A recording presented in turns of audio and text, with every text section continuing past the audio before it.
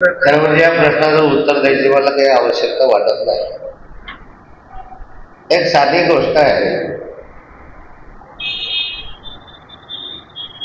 की नाथाभाऊ भाजपमध्ये यायला धडपड करतात. नाथाभाऊची इच्छा आहे. मला जर जायचं असेल तर यांच्या परवानगीचं मला गरज नाही. पहिली गोष्ट. फार पूर्वीपासून भारतीय जनता पार्टीत काम करणारा कार्यकर्ता होतो. 40-42 वर्षामध्ये यांच्यापेक्षा वरिष्ठांशी माझे संबंध चांगले आहेत, आजही. पक्षाचे तत्वाशी मतभेद असू शकतात, पण व्यक्ती म्हणून मी कधी कधी एकमेकाशी मारामारी केल्याने वर्त देते.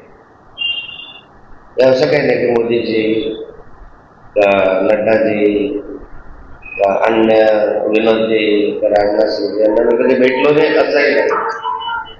रक्षाताई माझ्या घरात खासदार असल्यामुळे अनेक वेळा त्यांच्या माझ्या डेलिगेट स्वाभाविकता होणं स्वाभाविक आहे. परंतु माझ्या पक्षाचे मी एकनिष्ठ राहिलं. आणि सर्वात महत्वाची गोष्ट आहे, मी आता भाषणामध्ये सांगितलं की आमच्या अनिल पाटील असतील का दिलीप भाऊ असतील, त्यांचा 4 महिन्याचा आमदार आहे. मी 5 वर्षाचा आमदार आहे पवार साहेबांच्या कृपेने, आणि मजबूत आहे. 5 वर्षाची आमदारकी सोडून परत जावं असं काही मेजर कारण असलं तर आतापर्यंत कारण होते संपले. ते बऱ्यापैकी तेव्हाच जायला पाहिजे होतं, किंवा आजही जायला पाहिजे होतं. आजही तुम्ही पाहता की मला नोटीस आल्या, माझ्या जमिनी जमा झाल्या वगैरे वगैरे. हा इतिहास की मी नव्याने सांगितले ते तुम्हाला माहिती आहे. म्हणजे मला किती छळलंय लोकांनी, किती पळले आणि तुम्हाला माहिती. अशा कार्यकर्ते तर मी रवींद्र वायकरांसारखं जायला काही अडचण नव्हतं. मला कोणी म्हटलंही नव्हतं. यांनाही म्हटलं असतं मी काय करत, मला जर एवढं घेरला यायचं मी काय करतो. माझी मनापासून इच्छा नाही आहे, आणि जेव्हा माझी इच्छा हवी तर मी पवार साहेबांना कळलं.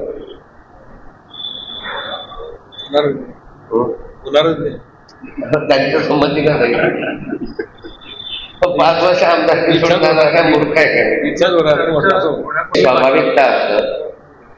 रक्षाताईने मला तर कधी भाजपमध्ये असं सांगितलं कधी कुणी काढला तो ते मला माहिती नाही.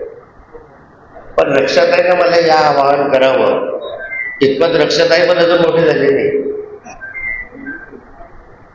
एक मी सांगतो ना, माझे सरळ संबंध बोलणं चालणं हे ते नड्डाजींशी आहे, हे मी कधी लपून ठेवलं नाही. पवार साहेबांना माहिती आहे.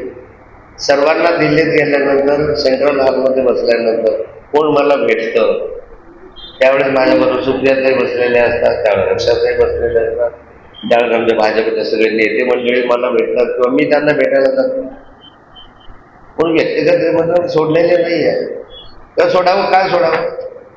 पण मला एवढं समजतं की माननीय शरद पवार साहेबांनी मला 6 वर्षासाठी आमदारकी अशा कालखंडात मिळून दिली त्यावेळेस मी अंधारात होतो. आणि ते सोडण्याचं काही एखादं प्रमुख कारण असं नाही आहे.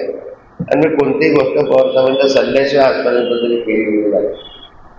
अजूनही आता तसा काही विषय माझ्या डोक्यामध्ये आता तरी या क्षणाला नाही. पुढच्या क्षणाला मोकळेपणे पत्रकार परिषद घेऊन मी असं लपून छपून जाणार नाही, उघडपणे जाईल, पण पवार साहेबांच्या सल्ल्याने जाईल.